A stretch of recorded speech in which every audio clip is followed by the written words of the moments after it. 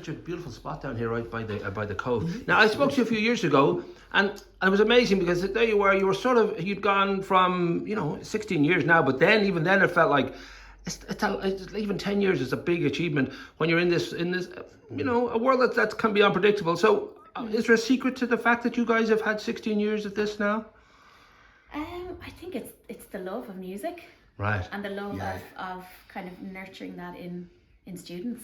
Yeah, and you love the power, don't you? And then, obviously, I've been able to play Led Zeppelin very loud to kids is also.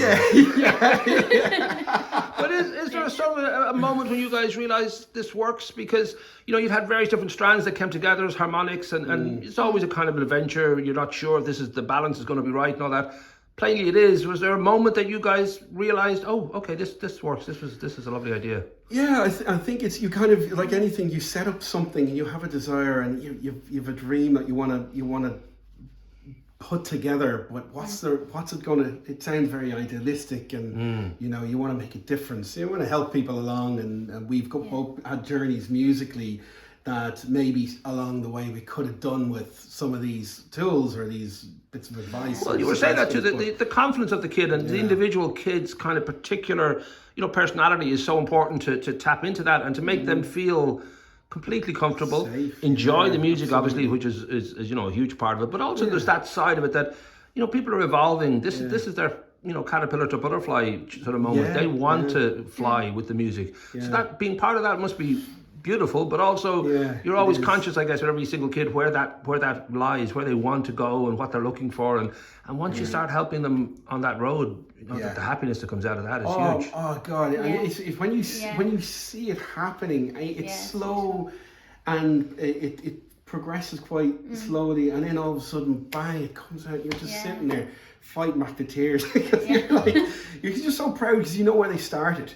Maybe they struggled with confidence, or they really struggled with connecting with that creativity or whatever, because they felt embarrassed by it or whatever. But it's lovely when you see that actually happen, that change, don't you? Part of something special, and you're right. Part of their growth just as a human, and you feel privileged to be there in a sense, there's a sense of, and you've had a lot of those stories along the years, because we should obviously mention Maui has been an amazing achievement, and he's a wonderful actor as well as a great singer. Yeah, there you go. I pronounced his name wrong, but the idea that he's on Junior Eurovision, and he's on a Late Show, but there's real talent out there, and it's a big population now, so you kind of know there's lots of these kids out there who just have something special, and the idea that they can nurture it and blossom, and there's a lot of talent around, and it's incredible, and you'd be surprised the amount of kids that would come. Like, there's one particular one comes to my mind, and she came and she was just like, I just like to sing, and I was like, that's a great start.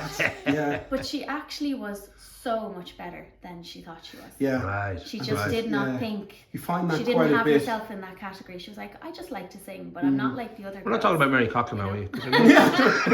She is pretty good. I think she could skip a few lessons.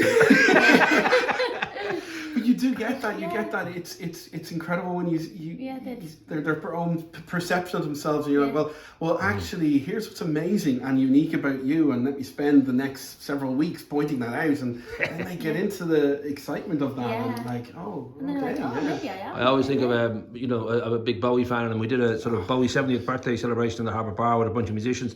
But the main kind of thrust of it for me was that Bowie taught people it's not okay to be different. It's really great. Like, it's amazing to be different.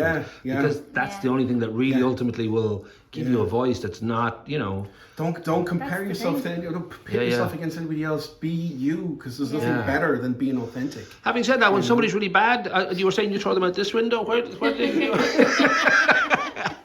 But 16 years, that's a long time in any line of work. Do you find yourself too, you evolve with those years? Because I suppose in a way, from what was originally a very simple kind of idea of a music lesson, I went to piano lessons, you went in, you went out, but this idea that, as I said, there's much more to it than that. There's a sort of, a relationship, a bond, a sense of purpose, and a sense of that goes well beyond the music. It becomes, kind of a part of their life. It is, it does. It becomes part of our life, and then a part of their life. There's a whole kind of full circle. There really is. To like them growing, like just as people, and you find yourself thinking about them. When you're out, you hear giving a song or whatever in a shop or something. Oh, we should try this. Really,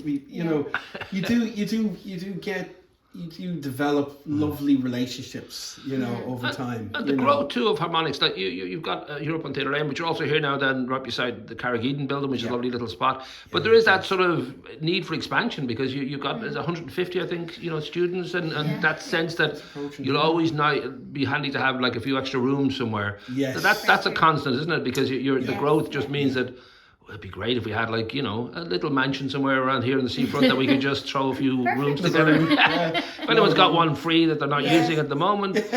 But that's a good sign though that you're if you're shrinking, that'd be bad news. But the fact that you're always expanding. It's a nice it's a good, as somebody said to me, it's a good problem to have. Good complaint, It is, because you take a step back and go, what? Jesus, 150 students, what? When did that happen? And I think we're up to like 6 teachers now at this stage, and it's like, you think, where did this all happen? How did this happen? It's a lovely little family that we've kind of created with the school and teachers. Is there music when it comes to, most people, if they're, whatever their day job is, they just don't want to do it when they go home. I don't know if you guys have a kind of moment where you just allow yourself just to play music for the sheer joy of it, or whether that is kind of your day anyway. Like you're always getting those joyous moments when you're out. Yeah, I think music is, well, for us anyway, music is just every day. It's everything. I make a very dramatic statement, like it's to people it's naturally very dramatic. Yeah. But it's sort of like it's like air for me. I can't breathe. I can't live without it. And music is essential. It's either on in the background or like we play for our own pleasure or we're just discovering going on always around. So we had agreed that you were going to finish this by playing Ace of Spades on the tin whistle together. If that's perfect. Okay, I'll set the camera up over here and we'll just get it ready to roll. And